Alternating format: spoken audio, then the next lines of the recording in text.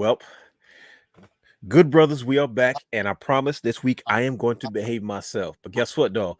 I got something very special. We're going to hold it down for Brother Hugh today. I'm here to show the world. I'm here to show the world. Houston, we have a problem. Yes!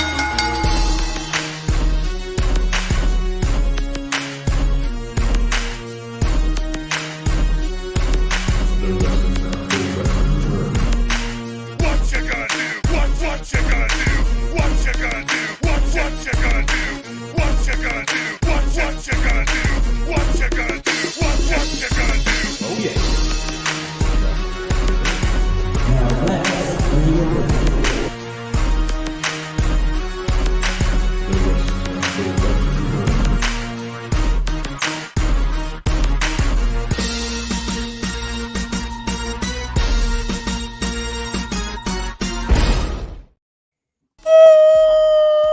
It is Clinchmas Eve. That's what we called it, Clinchmas Eve.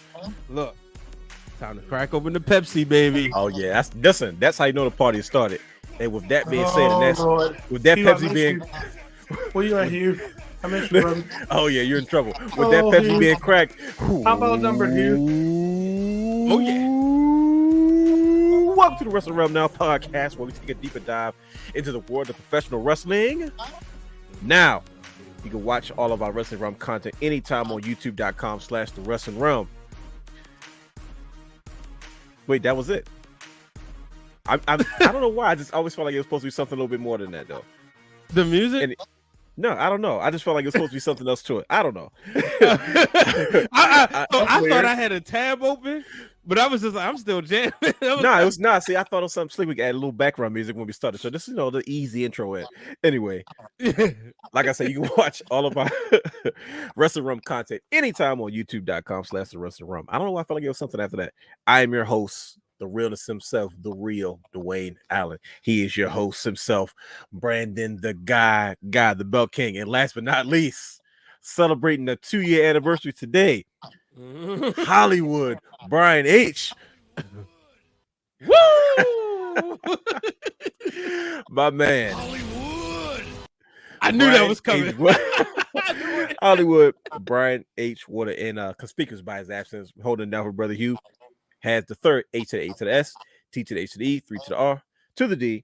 Follow us on all social media platforms, including Instagram, X, Twitter, whatever you want to call it, Threads, Facebook at Wrestling Realm. The guy he's slick. I'm not ready to let it go. Like and subscribe and engage in the conversation with us. You can also stream and download all of our audio content on Anchor, Stitcher, Podbean, Pocket Cast, Apple Podcast, Spotify, and Google Podcast. Watch us and subscribe to our Twitch channel at Wrestling Realm. Look.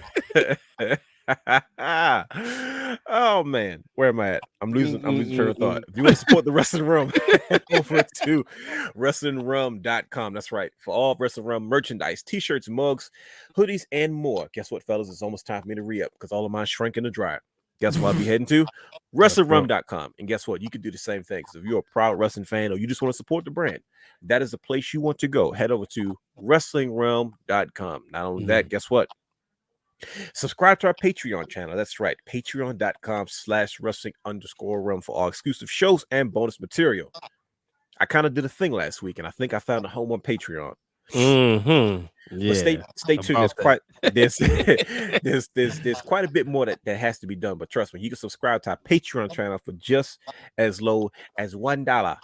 That's right, $1. You can subscribe to our Patreon channel. And of course, we'll eventually add more tiers. We have a few things to add. Brian H does his Brian H's thoughts. He does a lot of writing. He does a lot of personal things over there. We tell a lot of stories that we can't say on the air. And trust me, I was just talking to Brian H this week, and I said, you know what? We probably should tell another story. We should just have like one segment where we talk about all the heat that we had with everybody. So patreon.com is most likely where you will see that. But yes. So if you want to subscribe for all exclusive shows and bonus material, that's right. Patreon.com/wrestling_realm. Also, if you are looking to purchase tickets to concerts, live shows, sporting events, and more, talk about it. Playoffs. talking playoffs. Playoffs. Head over to SeatGeek.com where you can use promo code WrestlingRound to save yourself $20 off any one-time purchase of $50 or more, so you can go see the Orioles clinch the AL East and hit 100 wins this season. Shout out to the Birdland. Yeah, well, look, you gotta get either tomorrow's tickets because Friday and Saturday are sold out. So see, it's no games being played here in Birdland.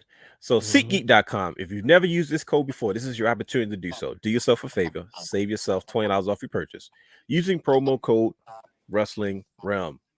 Gentlemen, we are back. We are ready to boogie. We are ready to roll. And guess what, though? Before we get started, man, listen, I know I've kind of started the show with a lot of shenanigery, and I probably got a little carried away last week, but we have a celebration. As I mentioned before, we got to celebrate Brian H. Waters for celebrating his 2-year anniversary. See, you thought nobody said nothing. I purposely waited for the show tonight so we can personally congratulate you on 2 years being at the Ringer, the super producer himself. This is the place where we finally got Brian H's heel turn. See, Brian H has always been a Hulkamaniac his whole life, but this is where we saw Hollywood. And it's a story we can't tell live on the air, but I think at some point we may have to go on Patreon and explain to everybody why we call him Hollywood. It's not because he acts Hollywood. It's not like because he acts any different. Brian H is the same man. So, but there's a reason we call him Hollywood Brian H now. The same reason we stopped calling Hulk Hogan, and we started calling him Hollywood Hogan. He had a moment too. I think everybody has a heel turn in their life, and Brian H had one this time. But once again, brother, no, you did. It was a heel turn. If I'm trying not to say it, but you're egging me on. I'm trying to congratulate you on 2 years of wonderful work. You have you have exceeded expectations beyond. You have definitely taken respect. You have defied every last bit of adversity. So we take this time to celebrate you, our good brother. Because if nobody celebrates you, of course the brothers got to. So, ladies and gentlemen, give it up to Hollywood Brian H on his 2-year anniversary. Living a dream, man. He's at the Ringer, hitting shows, making towns, doing all kinds of things. So, ladies and gentlemen, give it up for Brian H. Waters. Celebrate his 2 years at the Ringer. Thank you. Go ahead, brother. Say a few words. Well, Hollywood. Oh man, it's been great. It's you never think you get opportunities like this, right? Being at it was just like a few years ago, sitting there at Johns Hopkins and learning about the other wrestling podcasts and stuff and watching other podcasts and doing our thing, and then all of a sudden this opportunity comes, and then the opportunity gives you an opportunity to network and create other opportunities. So that's been great. But just getting a chance to get to know some of the be in the know with a lot of stuff that's going on. It's been a lot of fun, surreal, and then even going beyond the wrestling side, like the sports. Somebody wanted to get traded today. Yeah, that was a big one. That's a blockbuster trade, isn't it? Yeah, and recorded one pod and edited another, so it was fun. That drive. All the times I've consumed sports. I could. That's a whole separate story. Just like the amount of people I've been able to cross, but it's been a true blessing. It's always it's been a lot of hard work, and I definitely owe it to the wrestling realm. Because I'm gonna shout out my brother Cassius again. I shouted him out on Instagram. He's no longer with the Ringer, but him seeing the wrestling realm and seeing all the content that was coming from the channel, he knew like, oh, okay, well, this is the guy. So shout out to him.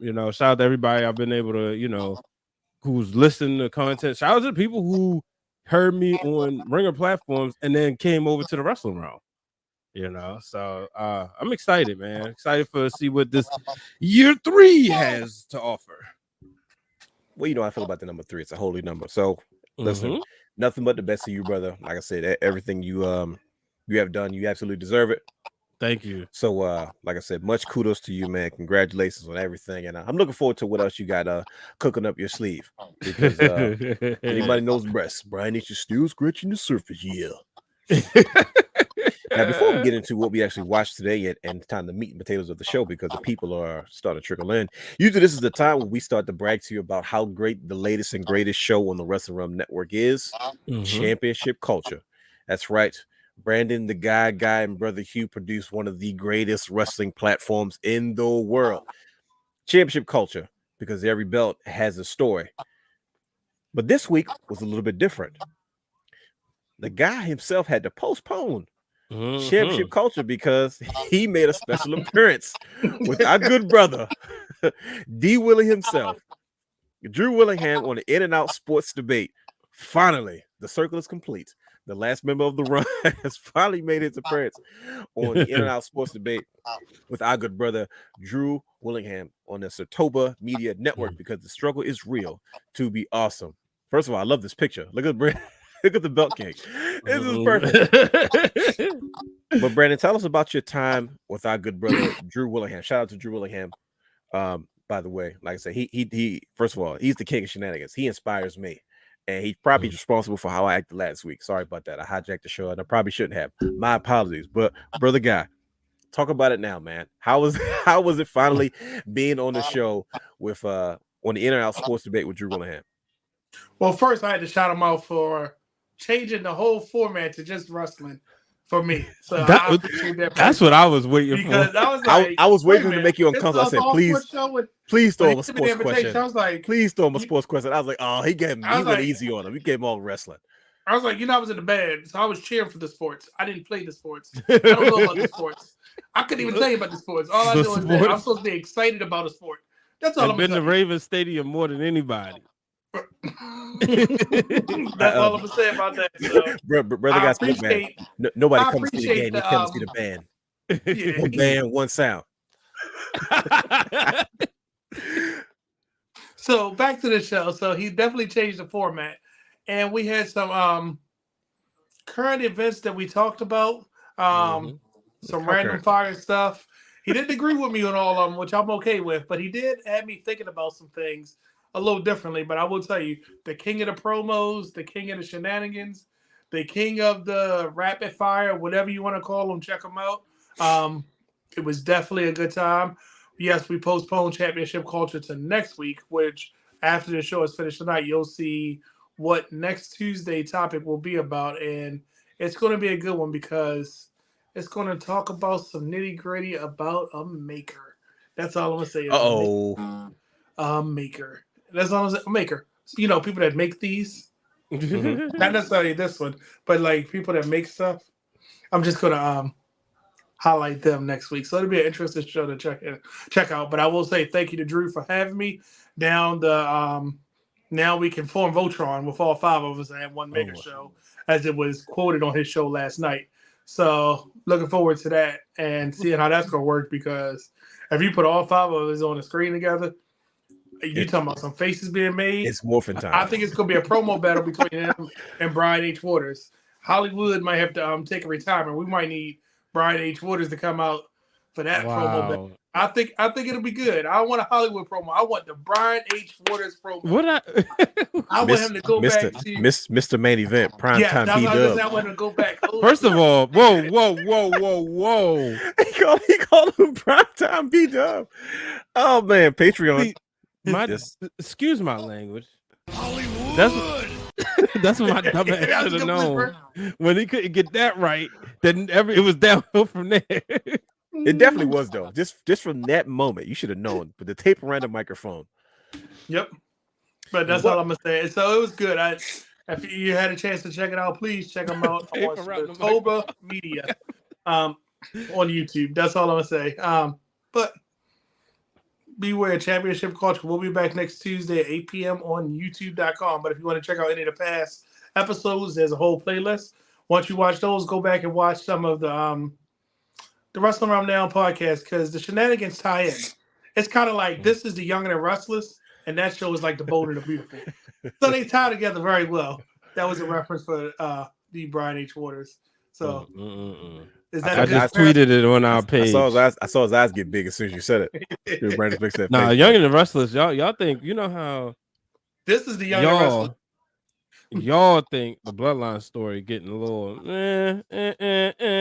That's what Young and Restless doing for real. Ooh, Is you it? sound disappointed, buddy. I just play it at this point and pay Really? attention. Yeah, they need some. Oh, They need to a break it swift up. kicking. No, it's just right now. It's just mid, but it'll Okay. pick up. I wonder if that's because of the television season. Are they saving it for Sweep Week? Oh, is it the writer's strike? That's what I was thinking. I'm sure it is. I'm sure it You has lots think of they had to writers' hire strike. other people to write for them and stuff? You know what? That's probably what happened. They're probably showing Because they reruns at probably some point can't. No, it's not definitely not reruns. It's just stuff that just don't make sense. Like, because the writers aren't on set anymore. They just yeah. So, but my man Victor Newman's still there. So still holding Victor on. is literally everybody know 140 Victor. He 147 years old. That man, him and Vince McMahon gonna live forever. And you know, and see, Victor showed his real colors. He was Black Lives Matter during the pandemic and everything. He for the people. See, you know what? You know what? You know how many black grandmothers sat up and just watched Victor Newman for years? Yeah, supported that brother. So He it's knew what he like, was doing. and he knows it. I think that's the best part He about was it. he was a heartthrob to them. Oh, well, yeah. My grandmother loved herself some Victor and Jack. Them too. Now, how you Brad like both was- though? That's the fun part because you it's either one or the other. And But Jack, she loved both. She said Yeah. Brad was just, some good eye candy, but she loved herself some Victor and Jack. Mm-mm-mm. I don't know why, but she loved them too. That's when I used to watch. We used to record that sucker, go home and figure out what's going on. But nonetheless, that we can go down rabbit hole. Listen, Mhm. speaking of what you used to watch, gentlemen, it's that time. What did we watch this week? Now there is it's quite a bit that's happened this week. It's been a lot that's been going on since the last show. But why not start the show off as we always do? And we say, you know what, we got to start sponsoring this segment. If anybody wants to sponsor What Do You Watch segment, please contact us at realm@gmail.com for all business inquiries. What did you guys watch this week? I'm gonna tell you what I watched, and I'm gonna explain to you why in a second. Brother Brandon, what'd you get into this week? So after seeing the direction that it looks like we're going on Monday Night Raw, I had to go back and watch one of my favorite matches of this side of the century. And I went back and watched Walter versus you know who, because I feel like we about to get part 2 versus Ciampa for the NXT North American. The NXT UK Championship. And if they're going in that direction for the Intercontinental title, especially when he said, "I'm going to get me a new Goldie," I said, "Oh, I didn't know I wanted this right now." But okay, I think me want too. I this felt the more same than I wanted way. DIY. I said, "Oh, I'm okay with Chad Gable holding off, but if we're going to get that again, because that match easily 27 stars, because Ciampa and Walter they performed at a different level at that time that I didn't think Ciampa could hang with Walter at that point, like the Illinois Dragunov and Tyler Bate and Pete Dunne could hang with him, but Ciampa hung with him the whole time, and I'm like, ooh, we might be getting towards this. And that was when Ciampa came back from injury, wasn't it?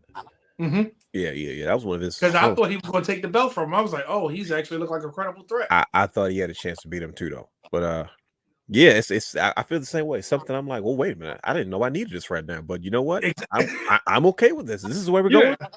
We always had the discussion, brothers, that whoever gets the chance to even beat Gunther, he'd be made man just because of the record already. Yep. So it's an automatic push. It's like, wait a minute, well, this is the guy to beat everybody else. But I thought I was DIY, but I'm like, I'm okay with not seeing DIY. I don't really want to see DIY right now because I feel like it's going to end the same way it always does. The same way Kevin Owens, the same piece always end. Either somebody's going to turn on somebody, and we all got a feeling we all know who it's going to be. It's usually just. I don't know, but in Triple H we trust. He might keep these tag teams because he liked tag team wrestling. Maybe so, but I wasn't a big fan of them as a tag team because, and it's not because of them being a tag. I'd like them that much better as single stars. Okay, that's fair. That makes sense because they had more impactful matches separately. And even their feud against each other was one of my all-time favorites in all of professional wrestling. You think about professional wrestling feuds, Macho and Hogan. You think Sami Zayn, Kevin Owens. I think Tommaso Ciampa and Johnny G. But how about you, bro? Tommaso Ciampa. Johnny Gargano and just about anybody else on the NXT roster at that time was next. It was too soon, and we didn't realize what we was having with Johnny Gargano because anybody he was in the ring with, I was like, why was that so good? Yeah, because like him and Him and Andrade and him. I And was about to say the same thing, bro. I'm they telling wasn't you. supposed to have that good of a match. I was like, they got backstage and said, "Why'd you do that? Now we got going behind you. Why'd you do that? Next time we just gonna make you the main event. Don't do that no more." Terrible idea. Yeah. What about you, good brother Brian H? I'm sure you had a lot to consume, but what did you watch this week? I tell you what I really enjoyed. That was AEW Dynamite last week. Friday? No, Dynamite. I always get which was that Wednesday or Rampage is Friday. I'm sorry, Wednesday. Okay.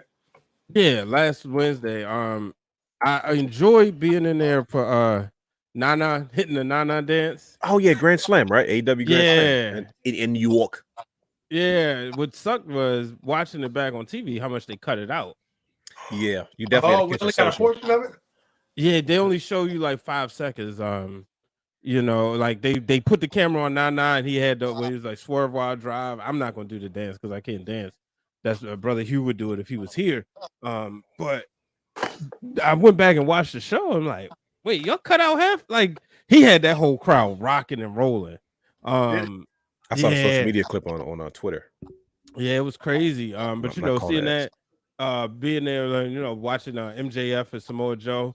The main thing, the biggest takeaway I had was Don Callis equal with Dom Mysterio as far as the level of booze. Oh wow, it was crazy. Like it was like obviously Dom is in a bigger arena, so it's louder, but still with Dom Mysterio, but with Callis, it was like it was loud in there. So yeah, that's pretty much what I did. I went back and watched you know, just watched the show again and watched Collision. I really enjoy Danielson and Ricky Starks.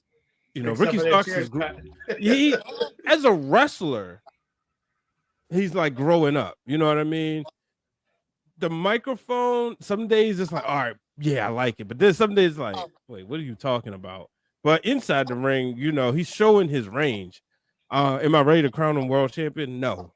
But you know, we've been in a microwave society for so long, we forget like it took Brett and Shawn years when they was on the roster before they even sniffed the WWF championship. Mm-hmm. So, you know, it's okay for stop it. Roger said Danielson doing his best work in the ring. No, his best days are behind him. You know, this is the wind down moment. He's trying to put other people over. Yeah, you can tell he's trying to put Ricky Starks in a position where they can say, "Here, he can hold a spotlight if I'm not here." Mm-hmm. He's trying to put people in that spotlight. You can tell he's working a different style to put them over.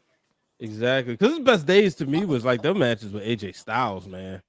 Like for the Intercontinental title, because that made Edge and Randy Orton step their game up when they were supposed to when they had the greatest wrestling match ever, but.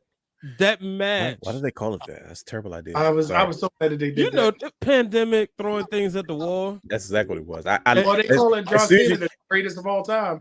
That's his tagline now. Well, you know what that is. I mean, he is though. He's the greatest WWE superstar of all time. But with look at the guy's face though. I know. Oh, y'all go to Patreon because that's what I definitely watched too. Last week's episode.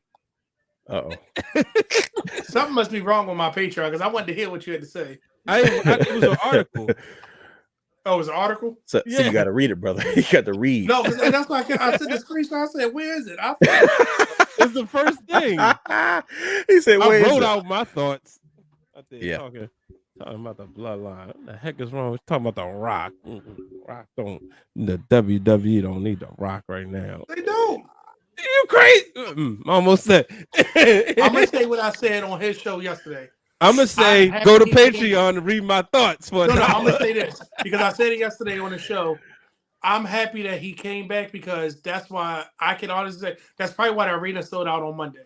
So yes, he's good for business, but right now in the trajectory he's on, it was too late for him. I think that last year this time we probably needed him, but the WWE can do a good product without him. Do I want him there? We have other stuff. You have other stuff. tell you something. I'm Oh saying man, the product was enjoyable before he came back last Friday. At And, times, but that's how we're not doing this. Go to Patreon. he try, I'm sitting there watching him as he just baits you in, but it's funny. He's I still, know. I'm still trying to hot. sell. See this is what Brother Brand is doing. He's trying to give away everything, just like he want to give away on SmackDown. I want people to buy pay-per-views.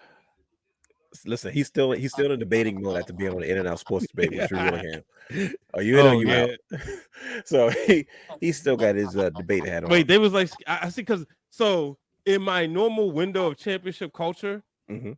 I didn't get a chance to watch it because I got looped into a couple other projects. So I got to go back. I'm gonna watch that one. I can imagine how good it was. Got y'all there like skipping Shannon, huh? It was listen to me. It was funny. I'm pretty sure it was. I Shout out enjoyed to it. Drew, man. Shout out to Drew. Yeah, shout out to our guy guy. D Willie, Drew Willingham, man. He needs to update his photos that he uses, man. He has such a cooler look now. Like before he was so conservative. Now it's He's like, so oh clean, no, but now, yeah.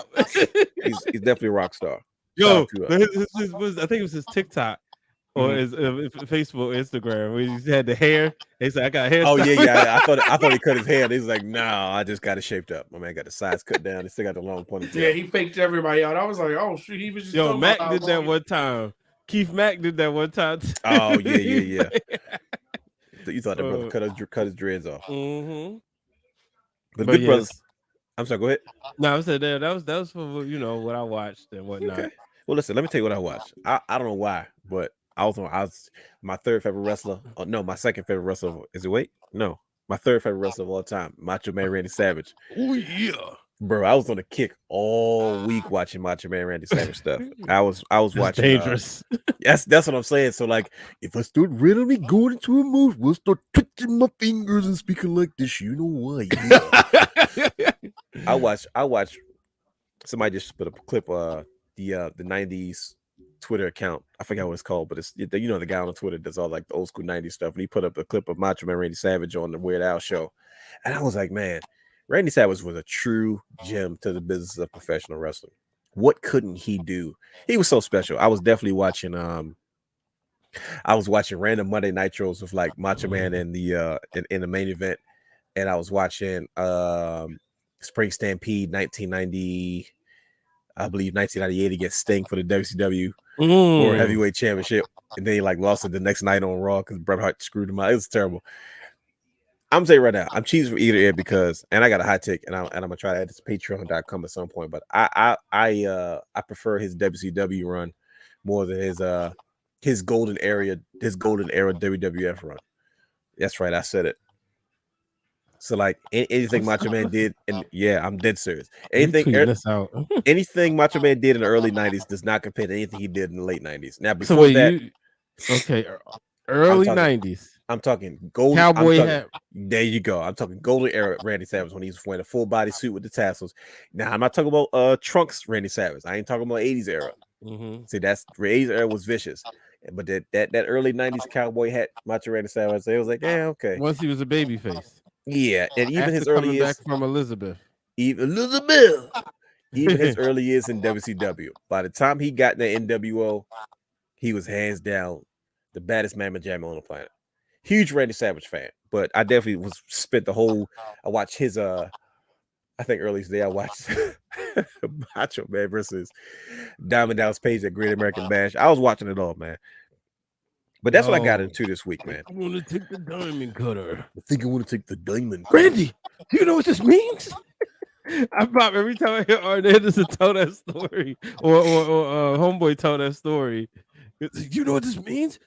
He wants to put you over, kid. I think I want to take the diamond cutter. Shout out to Macho Man Randy Savage. May he rest in peace. May he rest in peace. And shout out to Diamond Dallas Page. You know, he had to earn his spot, and he did. But I got into a little bit of WCW, but that was yesterday. Let's talk about today. Tonight's show, I think it's time for us to ring the bell. Brian H. All right, let's do it. All right, let's get into it now. The theme of tonight's show is out with the old, in with the new, as we discuss the WWE releases and a major signing. Let's start with the WWE release. I guess September 21st. I'm assuming a list of it was a number of layoffs within WWE that we kind of, first of all, we knew we saw it coming because of the merger with TKO. Well, the merger with Endeavor Sports and UFC, merging to create the new entity known as TKO Sports Holding Group. And there was a number of releases, and we're going to name those releases. So let's and there was a few on the list that we were kind of shaking our heads at, but this is why we're here to have a conversation. So we got Dolph Ziggler, Mustafa Ali, Shelton Benjamin, Rick Boogs, Emma, Ali Elias, Riddick Moss, Top Dollar, Quincy Elliott, Bryson Montana, Dana Brooke, Mason Mansois, Dabakato Shanky, Ulissa Leon, Daniel MacArthur, Kevin Ventura Cortez, Alexis Gray, Brooklyn Barlow, Ikemen Jiro. I have no idea how to pronounce it. Nah, I'm sorry. Melanie Brzezinski. Mm-hmm. And of course, Matt Riddle was also released from WWE. Bye, Matt. Oh, No, it's fitting because I think we're going to get an instant reunion soon. But gentlemen, what do you guys think about these latest WWE releases? I think there's two on there that are kind of obvious that we're kind of still scratching our heads about, but we kind of understand the nature of the business. But I'd like to get your guys' thoughts on the latest WWE releases. I mean, none of them really. All right. Surprisingly, the one I was like, really? Honestly, was Dana Brooke. Come on, man. Come on. See, there you go. See, see, there we go. Being this bias stuff. Are we gonna treat the women as equals, or are we gonna give them special treatment? Which one's no? Because I felt like she finally found something. If you would have released her 10 weeks ago, fine. But it was like she went down to NXT, and I was like, oh, you got her like in a prominent storyline. But like Mustafa. I forgot about him, but him too. Yeah, they were in storylines that were both of them. Matter of fact, yeah, him too, definitely him. The only thing I could think of is with them two, maybe their contracts was worth more than sending them to NXT for what and that's what I have read, that they were still on main roster contracts. Yeah, and there was no plans for them post NXT, so they was like, let them go because it makes sense. If you just said go down there and I don't want to say find yourself, but that's what they were. They were in better storylines than just enjoying nice catering on Raw and SmackDown. And it wasn't like they was champions. So like that was the part, like taking the money out of the money aspect. It was like, both of them. I definitely forgot about Ali, but yeah, him too. I was thinking, kind of his scratches. Dolph Ziggler, I wasn't surprised just because I figured Dolph had a hefty contract anyway. I felt like.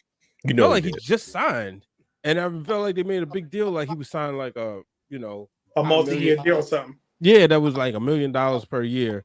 So when I saw it, I was like, oh man, my first thought was like, dang, he couldn't get 20 years. But unfortunately, they told us how they felt about him. When he didn't do nothing after that cash in, which somebody wrote Dwayne Allen after he won the belt was like, yeah, I don't see it. And I was like, and I'm sitting there watching, like, yeah, we're happy because he's holding the title. We're not happy with what he's doing. Now that people will say, yeah, he got hurt, but because I believe he got a concussion or something. Mm-hmm. But yeah, the first time, right? Well, the only thing you remember is the cash in. You don't remember the title reign. Yeah, kind of. Yeah. At least Daniel Bryan, when Daniel Bryan won the title the first time, you remember the arrogance. You remember the start of the yes movement. The heel turn, yeah. Yeah, and it was a whole story behind it. Yeah. And remember, because at first it was like, what is he doing? It's like, oh, he's obnoxious. Get your hands off my shoulder. Little stuff like that. Like, what is up with this little tweet?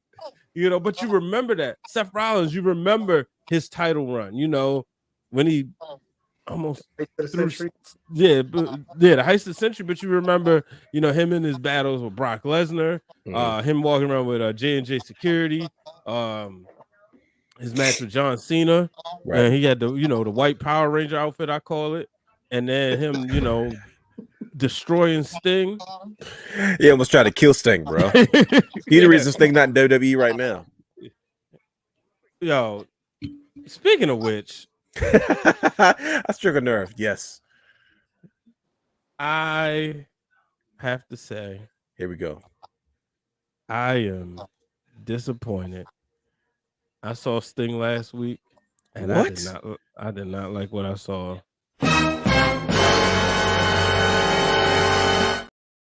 What? Is No, he slowing down? Is he slowing down? he's almost trying to retire. It's old. He's It- really a man. Did he? Well, Nah, go bro. speak on. Go ahead. No.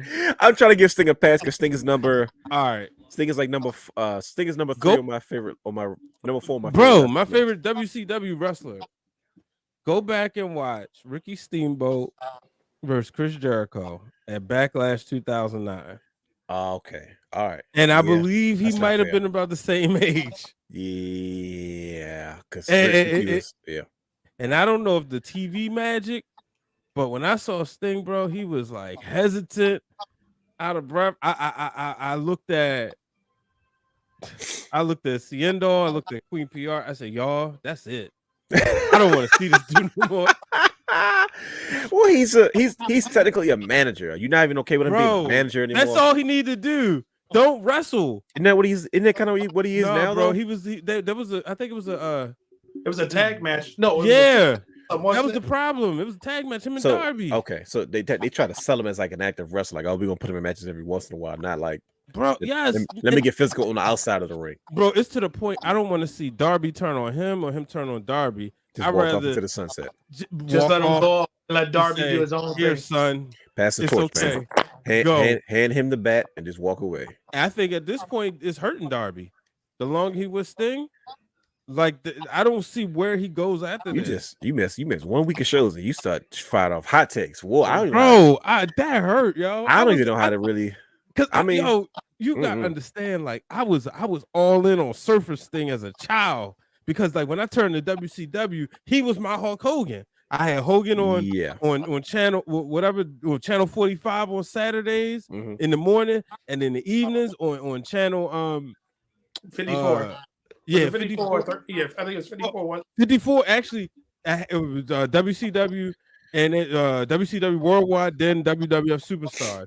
And then if I went over Grandma's house, channel 17, until we got our own cable box for Saturday night.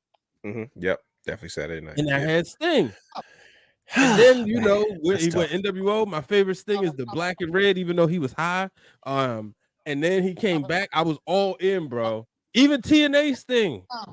I don't like the Joker. Like early TNA Sting when he was still the Sting that we knew. Yeah, but I agree with you, brother. It was still cool to see him. You feel me? Sure. Because I knew like he would get out there, he would play the hits, and I would enjoy the match.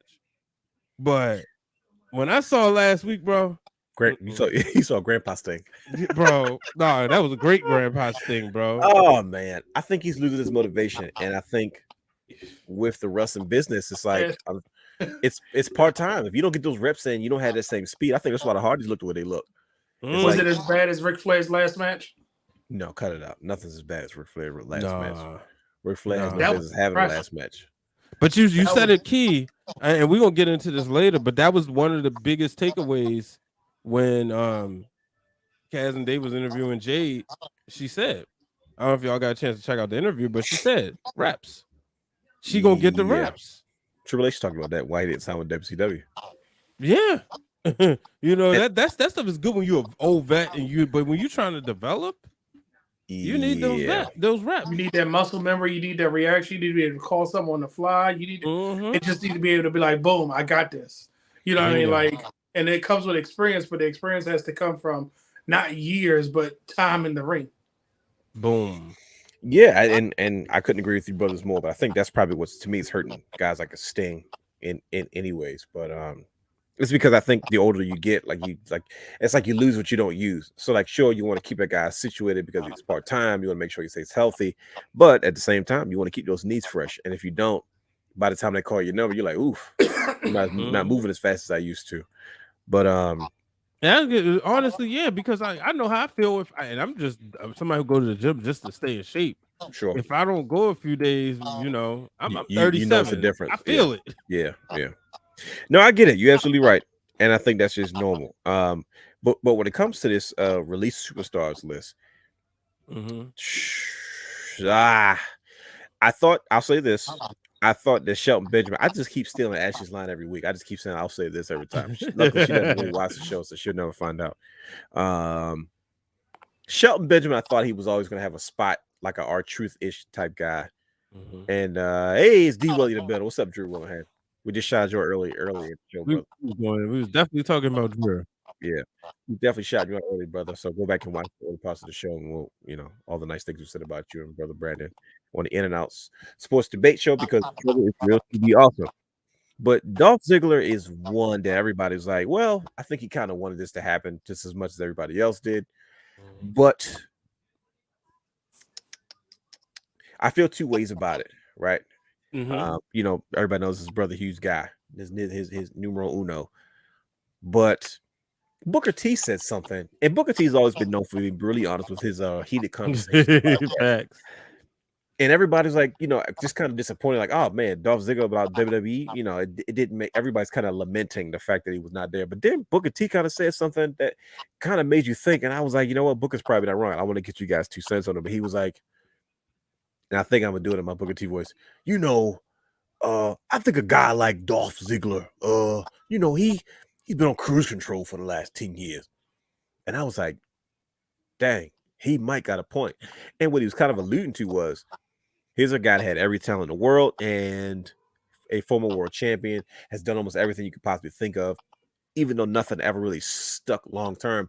He never really developed as far as a character is concerned, as far as a persona. He never changed anything. He just kind of kept doing this thing like, follow that. I'm the show off. I'm better than you. And I was like, dang, Booker kind of might be right though. Like, even the Undertaker became a different version of himself. You know what I mean? If you look at the Chris Jericho, the king of it, you know what I mean? That's Brandon's guy, the king of saying, okay, I can be me, but I need to bring a different version of myself. You look at even a Bret Hitman Hart, you're talking about Captain Traditional. He was a heel, and he was such a unique kid because he was only a heel in the States, but a hero everywhere else outside Canada, Europe. And it was like, and they used that. You know what I mean? And there's a natural development when it comes to certain personas in these wrestlers. And it's like, man, when you think about Dolph Ziggler, he kind of was the same guy all these years. And I was like, man, maybe there's a little bit of merit to what Booker T said about him. Maybe he did seem complacent after all these years. Like, why didn't he push to do something more, or maybe have a different character, or try to respin who Dolph Ziggler was, or whatever the case may be. But what do you guys think about it? Man, look, I agree. It after a while, like, you just knew, like, we would get like these start and stops with Dolph. You feel me? It would feel like, okay, he about to go, we about to get a run or something. But after, like, when nothing happened after that NXT run, it was just like, all right, well, he's just there. We'll get a good match, and it is what it is, And I think that Booker T hit it right on the head. If you look at somebody like The Miz constantly evolved, or found ways to adapt to stay, like, kind of like they say, like in music, if you can stay young, that's The Miz found, figured out how to do. No, and I think that's kind of the key point, though. And it's just like, well, did Dolph just choose not to change because he didn't want to? Or I don't know, maybe he felt like whatever I do in the ring is good enough. I know, like, I look at a guy like Shelton Benjamin. I'm not tripping over Shelton Benjamin because I got a feeling that he's probably going to be a producer backstage sooner rather than later. Probably, ride the 90 days out, get a couple of big paychecks on the independents because of his name. And I think eventually he's going to come back to work for WWE, which is why I was okay with that, because he just wasn't doing anything anyway. You know what I mean? Yep. Main event matches, working with young talent. I was like, all right, so the next obvious role is to be what? To pretty much be a backstage producer. And then you can still wrestle your independents and stuff like that. I know Pat Buck did it for a long time before he went to AEW. You know what I mean? You can still do all that. So I wasn't, those were the two guys that I was like, I was upset about. Everybody else, I was like, well, it kind of happens.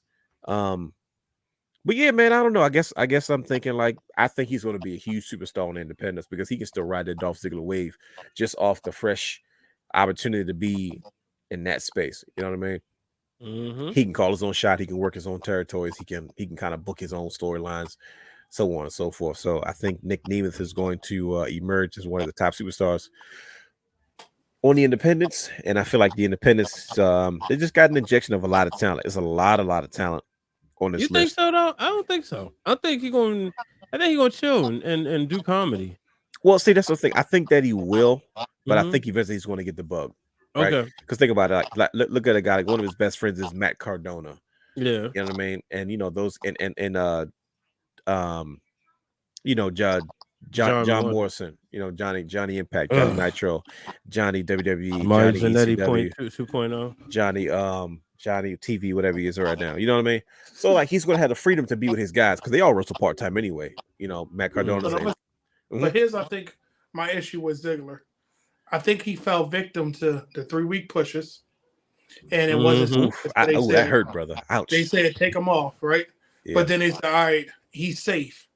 And when I say safe, not in the ring, he didn't make a lot of noise outside of WWE. He didn't make a lot of noise inside. You never heard of him being a disruptor of anything. You didn't hear him doing something charitable outside of it. He wasn't part of Make-A-Wish. He didn't have a foundation. All you heard about was his comedy show. But even with that, we hear more about Mick Foley when he did his comedy show than we did. And now we hear about the Undertaker's one night stand? Yeah, one night only thing he used to do. Yeah. But with Dolph, it was like, I think that, I don't know if he was on cruise control or he was like, I know when they need me, they're going to call me and I'm still getting paid. And I can still do it as good as day one as I can, day 100, day 1,000. And when I say not making noise, that probably hurt him because he didn't. What other value did he have besides the 3-week push or insert the Dolph Ziggler? Here's a new talent. If the Miz is already tied up, here, Dolph, do this. One man show. I want to feed you to somebody.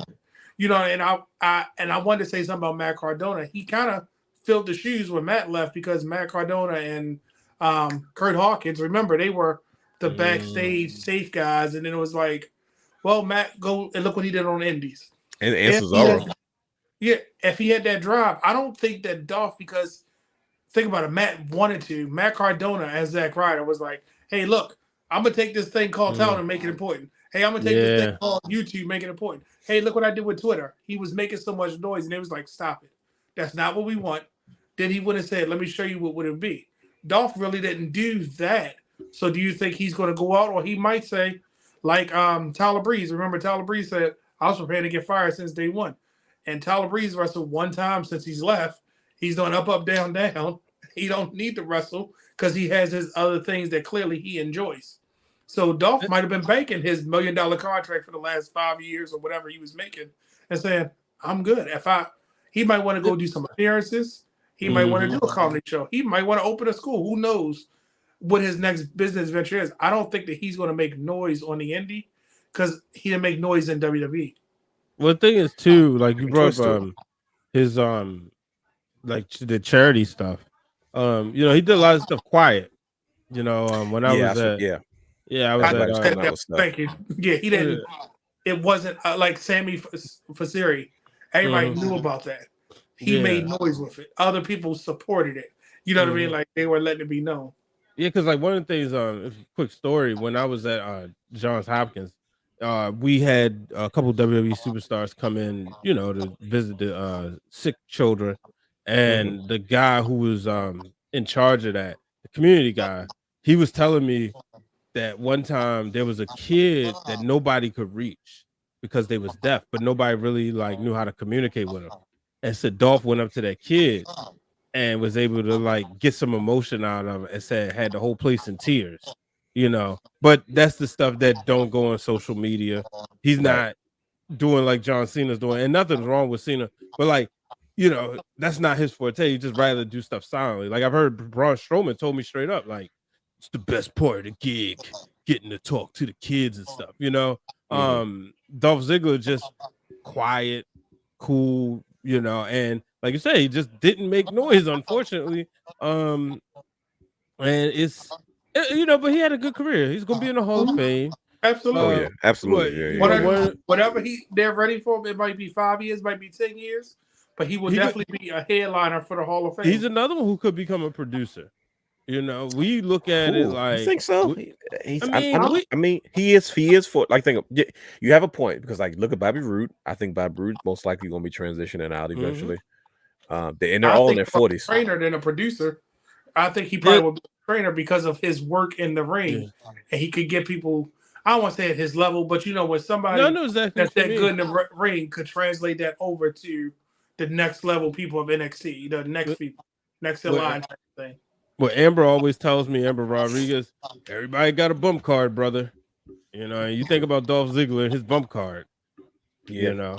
It's like you say, he's early 40s, but still, constantly, and he's been on a WWE schedule for the past 19 years. Yeah, Not an independent schedule. house show schedule. Look, he's been on house shows. He's been performing main event. You name it. Speaking Whatever. of house shows, y'all see who's gonna be on the house show coming up soon? Who's that? The Tribal Chief. Oh, I saw the thing. Bianca gonna be there. Yeah, the Tribal Chief. Uh-oh. But also the one in Baltimore. She was announcing it. Does that mean she's gonna be there? Oh, I don't know. I haven't even seen the lineup for that. But, Okay. but there seems to be this discord about my Tribal Chief not defending the belt and whatnot. And my thing is, I don't understand. I don't understand either. I don't buy into that, bro. That's old. To me, it's old school. Well, here's the thing. I'd rather you not defend the belt than to defend it, and I know you're going to retain it every time. I don't want you to defend it. I just want him to show up. I want him there. I just want him there. He could not defend the belt to WrestleMania 40, for all I care. We should put these on sale. I want Heyman. I want Roman there. I don't care if he never. I said he cannot defend the belt until WrestleMania 40. I'm fine with that. When he does I want him to be there. I think it's so much better when he's there. It adds something to say. It's kind of like Young and the Restless. When Victor's on screen, it's like, oh, what's great happened? You know it's going to be something. But here's the thing. I'm pretty sure. I'm pretty sure. We know how this TV business works. There you go. If it was such a big issue, Fox would have had him there. How many times they made those calls? Get John Cena back. USA, get John Cena back. I remember we used to get mad about that. Number one star. What? Remember, Becky Lynch had to be there every week. Remember? Yeah, she had a stretch too. When you said like, "No, we need her like starting and closing the show." Yeah, why is she not here? Like why is she not on everything under the sun? Every marquee had to be Becky. Financial needle mover. But I remember that. Remember we used to get mad at John Cena about the same thing, and then we didn't find out until after the fact. And I don't know what we were watching, and they were like, "No, USA requested John Cena. Like, listen, we got a new sponsor with Sherman." Like when they requested a second world title. No, we need a world champion here. Yeah, you know what I mean? And it's like that the TV does play a huge part in the whole process as well. But speaking of Tony Khan, I don't care if he never WrestleMania 40 could be his next title defense. Call it right now. I just want to see Roman Reigns because I think that when he's there, it adds that what we're missing. October 13th, buddy. He'll be on SmackDown or one of them dates. Call he's coming. He'll be there. But who did order come from? That's the part that kills with Paul Heyman. He goes, but who gave that order? Like I'm like, yeah, there y'all go trying to tease the drop nuggets. Chief, let me talk to Metro. The Tribal Chief wanted me to tell you. No. Call Roman Reigns. And see, right now Jimmy is off the hook. He is a menace.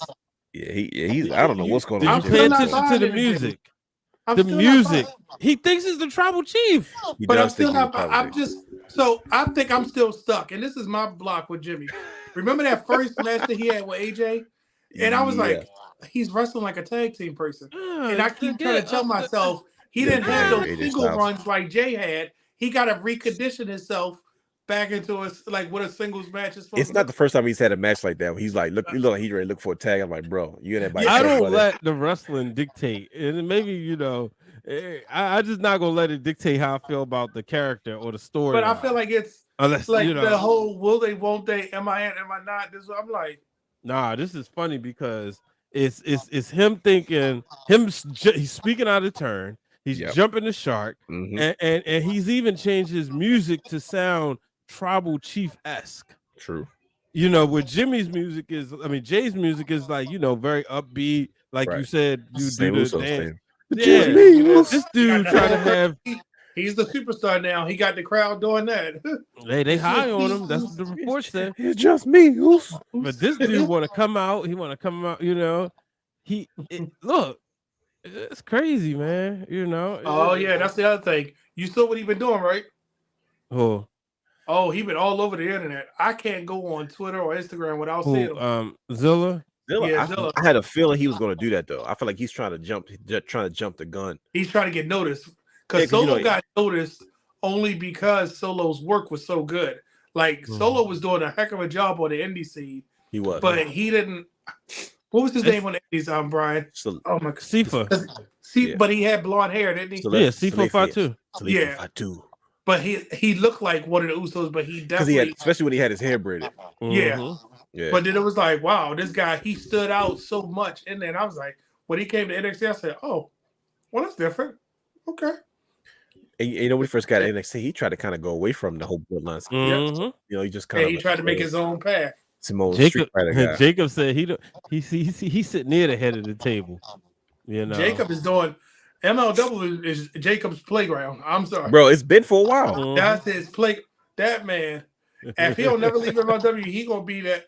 He gonna be like which color was it? ROH. How oh man, what's his name? Nigel McGuinness felt like he was just that was his only hope. Remember for a while, I feel like Nigel couldn't do nothing but ROH. I feel like Jacob, but never mind. That's back to releases. Real quick, Grayson Waller was talking about Nigel McGuinness, and he said, "Yeah, mate, they a bunch of idiots down there in NXT. They didn't know who he was. It was just me and Andre Chase. We only ones who knew who Nigel McGuinness was. So we was just asking all the questions, you know, picking his brain. He was excited for him. Yeah, he was like, Nigel Good old so much Desmond knowledge. Wolf. Yeah, But let me ask you this about the releases. Mhm. Did you expect more or did you expect less? I didn't expect more when I saw the type of people they were releasing.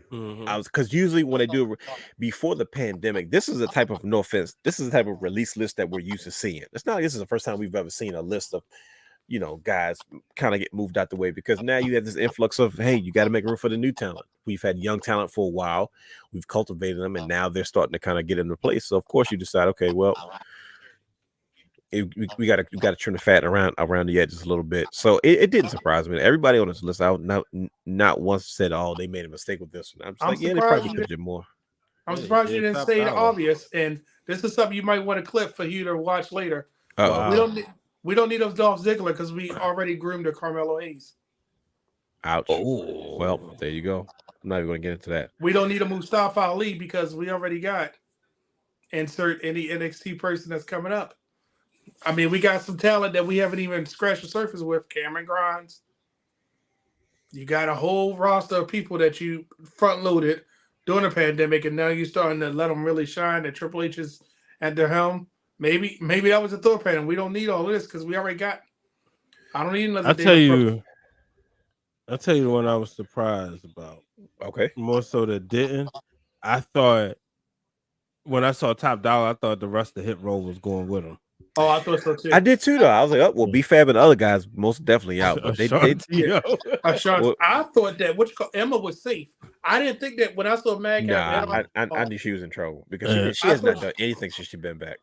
But I thought she was safe because a lot of other women haven't either on the main roster. But you know what the thing about Emma? Emma never, in my opinion, she never did anything. Even with her, after her NXT run, she never got it, you know. And she can wrestle, but we know WWE is character based, and but I thought because of who she was ring ready as he was going after the women, I thought she was safe. That's the only reason I was like, oh, Emma, but now you know they just brought up those other ladies from NXT, so they got enough ring ready people. You know, Isla and Alba Fire and Katana and I said, we cursed the tag team belts. I was like, oh, give them a shot. Give them a shot. Yeah, but I was definitely surprised the rest of Hit Row stayed. I just thought, but I mean, you know, Top Dollar, shouts to him, or it's just Dollar now. He said that you know, they stars. So now, you know, he basically said they, you know, they can get the mic. Well, you know, we'll see. I thought they came back too soon, personally. But WWE calling, you're not gonna say no. I'm gonna give me a few more months to get myself situated. Right. I just got released. I'm still hurt. Oh, wait a minute. You want me to come back to make money? Okay, I'll be there. Well, Yeah. listen, we have we discussed all these releases. I know we didn't go into too much detail, but we just want to give our thoughts about these releases. But let's talk about the major signing, the most obvious one, the one that blew up, the one that went everywhere. I've been hearing a lot of things about the situation, Brian H. You got the chance Somebody got to, signed. yeah, that's what I heard. You know, I don't know if the dirt is true. I think it was this AKA got signed. Wait, Mm. what's the? We was she- talking about it last week. He was a wasn't she a basketball player or something? I heard she Yeah, was. owner of a softball team. Oh, it was that lady from that company. She was over there. I think like 2 years ago she signed. But anyway, go ahead. I'm sorry. No, it's Jake Cargill from AEW signs with WWE. We teased it last week. We said, "Hey man, this is what we're hearing. We don't know if it's true or not, but here we are." We are not trolling her name. We will put respect on that black lady's, See, I'm not that even black gonna even look at queen's it. name. Yeah, He said I hear heard two. I hear two things about it. I feel like people, one group was like all for it, another group is like, oh, they kind of flipped on her. And I'm like, some people felt like WWE was making this a bigger deal than it was supposed to be. It's because the wrestling purists will say she didn't really do anything to warrant to be treated the way that she did. But the reality is she did the work. She worked for an organization and she was able to pay her loans off, whatever the case may be, to allow her to be in the space that she was in. And WWE treated her accordingly. They treated her like she was a big deal. Right. Do you guys think that is this the right move for the way that they have kind of handled the situation when it comes to Jade Cargill signing with WWE, treating her like the big deal that she is and making it seem like she's such a huge blockbuster signing? Because let's keep it 100. We've never really been floored away by her in-ring ability. Is because first of all, she just got started. But AEW, built her to be this dominant force, which she was. You can't take that away from her. But at the end of the day, you got to remember, she's just getting started, right? But yet people, some people will sit there and say, oh, no, she doesn't deserve to be treated that way. Now people are trying to tear her down for what she can do, what she can't do in the ring. But what do you guys think about the way that the WWE has kind of handled the arrival of Jay Cargill? I love it. I Bingo. love it. I'm with it and too. this is why I love it, because they're controlling the narrative. There you They go. don't Big want, time. because I was so afraid that it was all these rumors because the internet has killed it. I was scared we was going to start to see, like, remember the reports came out, Randy's at the Performance Center. Oh my God, he's making a return soon. The man might just be going to go see somebody. He might be going to a class to teach him something. Stop with the speculations. Just let it happen. The kid RKO when he went to his daughter's volleyball game. Sorry, go ahead. I just I didn't know that was, but I was just saying, like, it's just like when TV shows are about to premiere or something's about to happen, a lot of times they will let the pictures out to say, here, I want to control this narrative. This is what's on the set. This is the set photos. Look at what they did with Deadpool and Wolverine, so the yellow suit wouldn't get leaked. They say, here's the yellow suit. We're giving you what you want. Now, just wait for the movie. With Jade Cargill, she is going to... Did she have the best career at AEW? She was a product of the environment. We said that before, right? It was the booking, and she did the best she could, but they kept her away from the people that could have probably helped get her over, and she could have got them over. I think Jade Cargill is going to be, like he said, is going to change the game. She has such a mystique. She has a star power. She has the look of a WWE superstar that could be in the ring on Tuesday, on a show on Thursday, and a movie on Saturday, because she just has that look. And she just has that feel. Like, I don't want to say built for this, but I mean, she literally... she is, though. She is. Like, she's honestly, if you jacked. think about it, she already cosplayed and showed you. She did her interview for 2 years straight. Look at all of this superhero stuff I'm doing. Oh, WWE can get me into a Marvel project because she definitely built like She-Hulk. Yeah. Oh, Storm. She cosplayed as Storm. What you call it from Mortal Kombat. She's done Jade. Jade from Mortal Kombat. She's showing you, if you can get Ronda Rousey just a voice on your blade, you can get all these people to do other projects with the WWE backing. It's perfect for her to be here. And guess what? Look at Bianca Belair. Bianca Belair looks like a star. When you Sure. see her, if you just saw her on the Airport show, test. you gonna say, There "Who's you this?" go. Who is this? Wait a minute. I need to. She must be somebody important. And then you're like, "She's a wrestler." Oh, That's okay. that's how She's she got to pulled be up. somebody. That's how she pulled up the all in, looking like an otaku girl. We family here, right? Let me tell you what But I I'm did just saying, yesterday. I Uh-oh. love that they are handling it and just letting it be out there. Like, yeah, we got her. But now you got to wait and see what they're gonna do. And then they immediately show pictures of her working out, and she didn't look sweaty. She didn't look beat up. She looked happy. She looked pleasant. I'm like, what are we getting? Are we getting a bad or are we getting a good girl? Who are we getting? But either way, we getting a Jade Cargill that's going to be presented. I don't know if that's going to be her name. They would be crazy to change her name, just like with the AJ Styles thing. Leave her name as Jade Cargill because her name does have some weight. Well, you think about this too, right? Mm-hmm. So let me tell you what I did yesterday.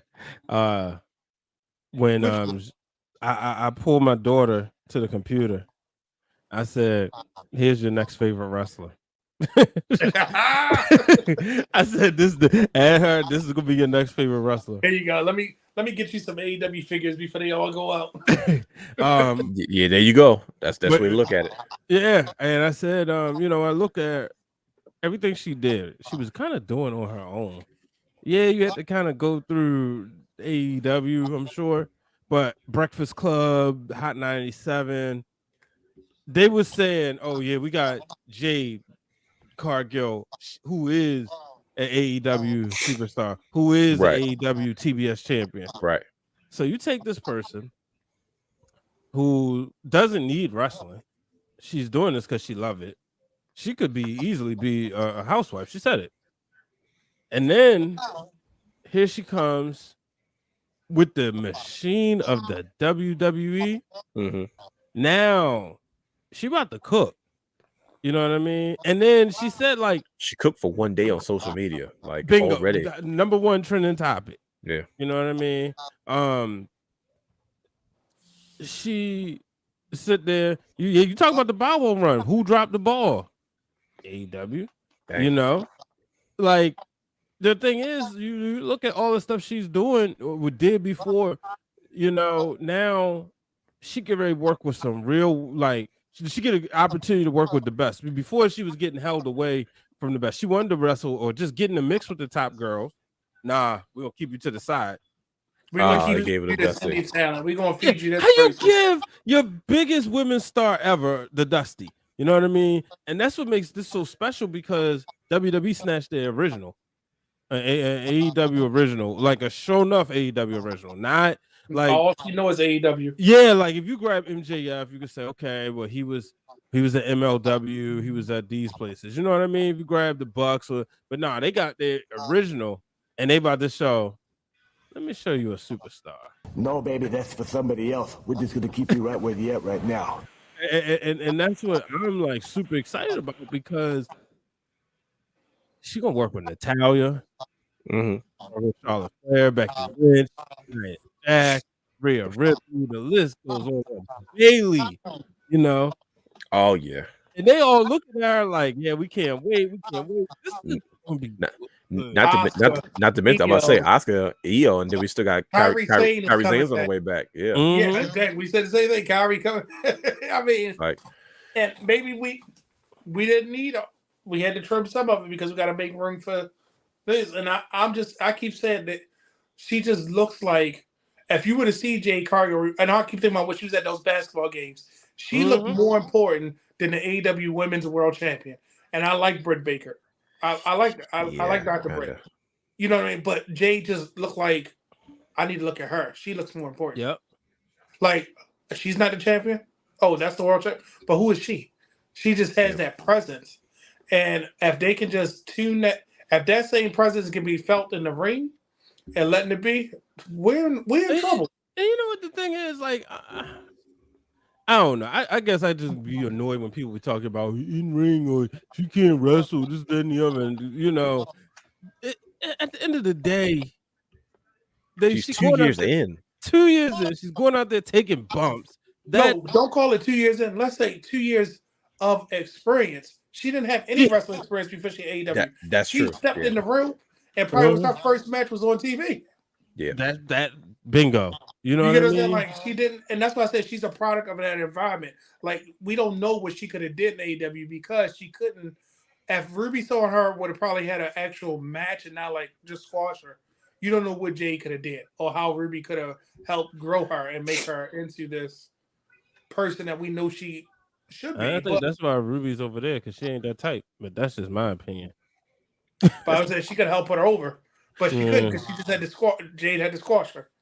You get what I'm saying? Like you didn't give her a chance to do anything. You didn't give Jade a chance to do something. She looked like she's gonna have a squash match.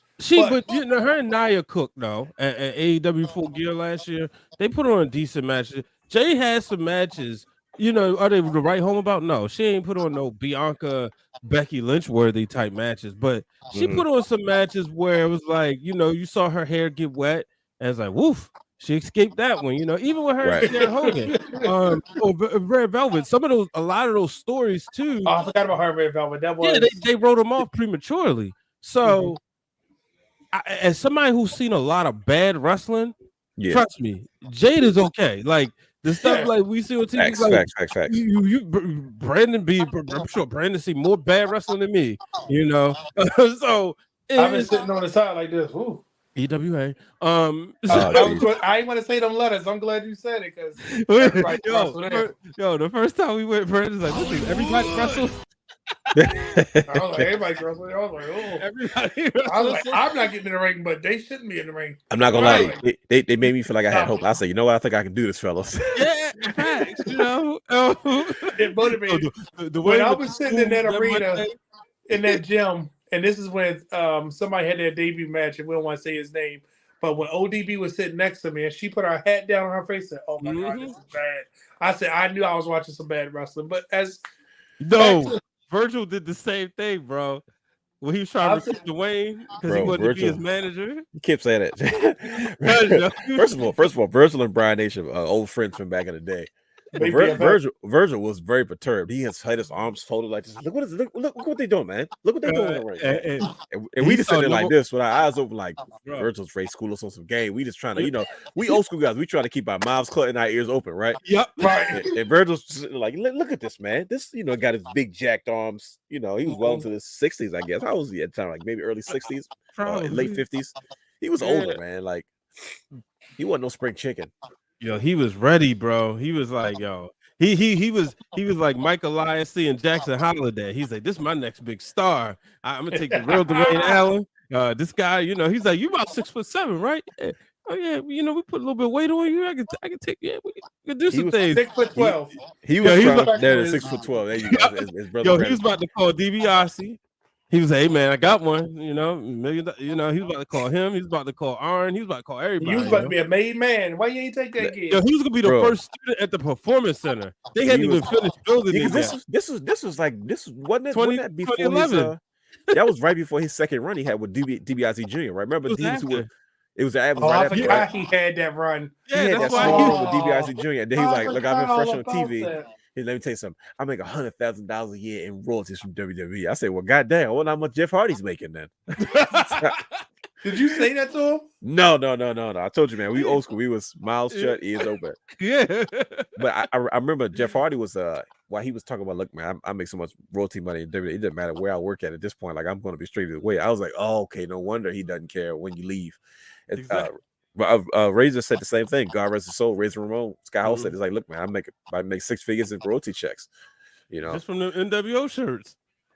Yeah, if there you go, him and Kevin Nash make a killing up. Kevin Nash and Hogan own that shirt. So you know when who got in trouble? The black and white thing. Yeah, when the one with the black and white silhouette. I mean, not silhouette, but the black and white. Yeah, the original NWO logo T-shirt.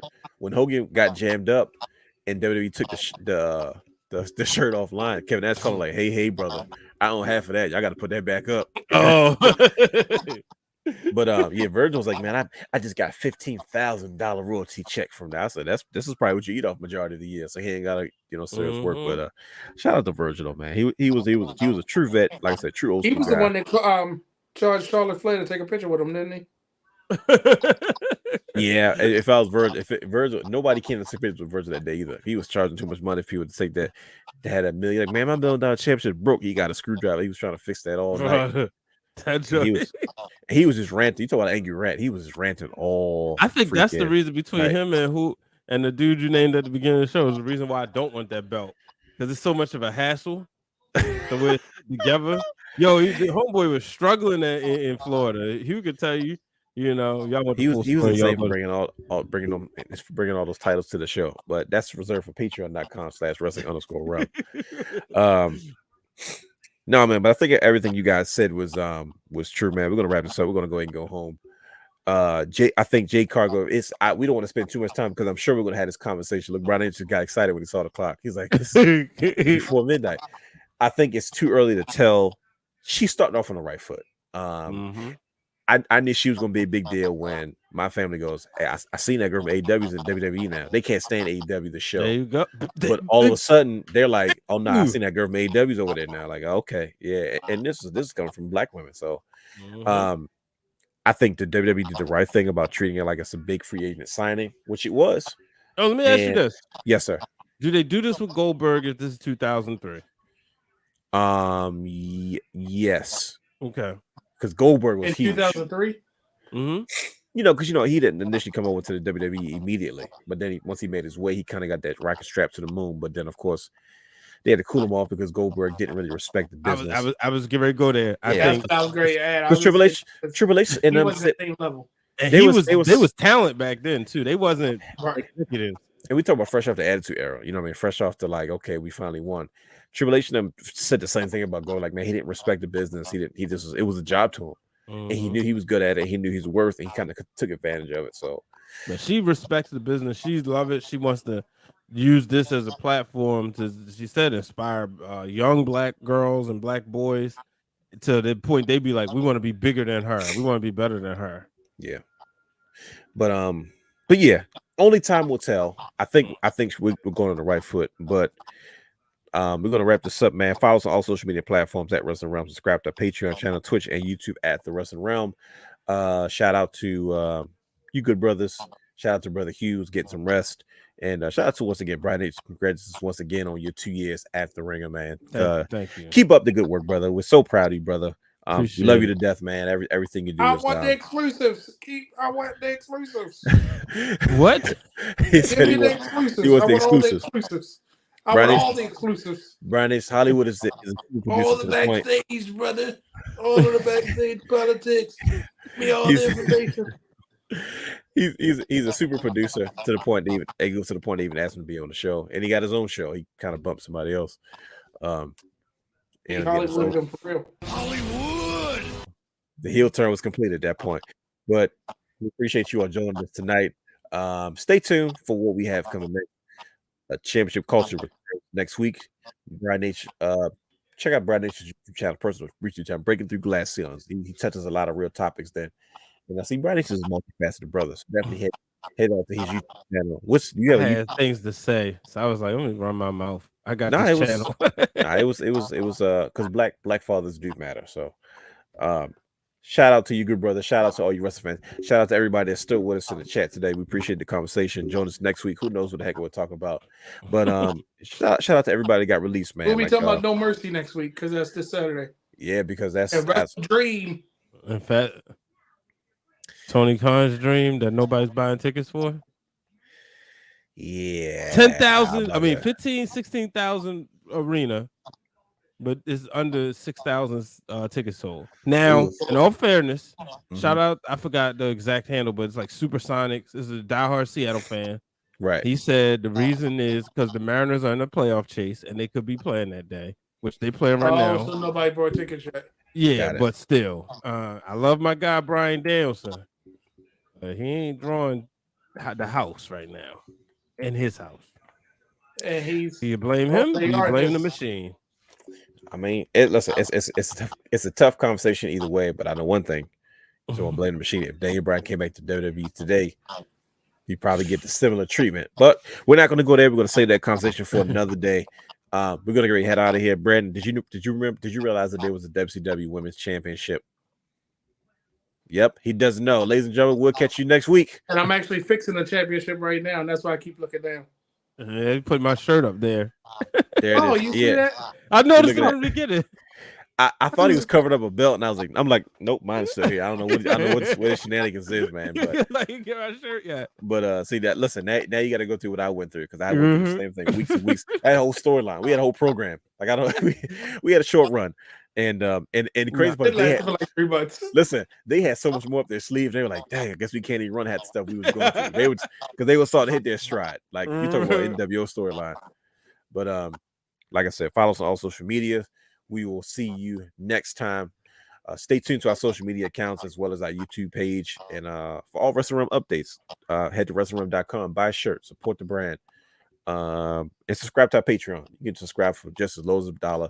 Patreon.com/wrestling_room. And we will check you on the flippity flip. We out.